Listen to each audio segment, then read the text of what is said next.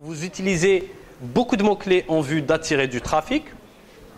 Ou si vos contenus ont été copiés d'un autre site et que vous aimez du plagiat, si vous voulez copier d'un autre site et vous le mettez sur votre site internet, il saura que vous faites du copier-coller et du coup il ne va pas vous favoriser.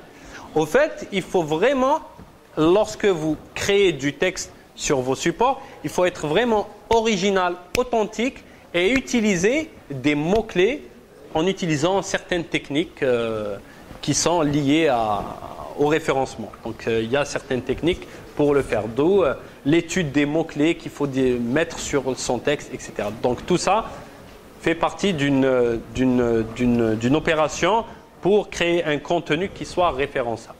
Donc pour vous répondre, il ne faut pas forcément faire beaucoup de mots-clés, mais il faut faire les mots-clés les plus pertinents pour pouvoir attirer du trafic sur son site. Voilà. Mais veillez aussi à créer un contenu de qualité et ne pas faire du copier-coller. Voilà. Donc ça concerne le contenu texte. Pour le contenu photo, il faut que des photos soient optimisées, allégées. Il faut que les photos soient nommées.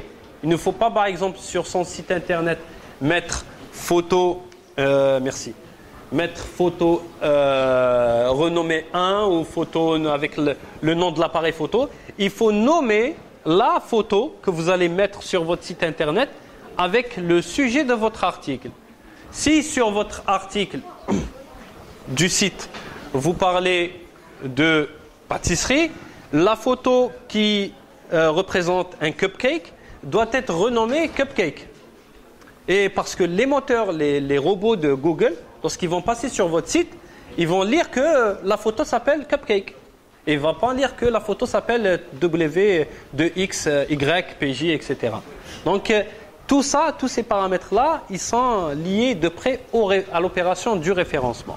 Le référencement qui est l'optimisation et l'optimisation du positionnement de votre site sur un moteur de recherche.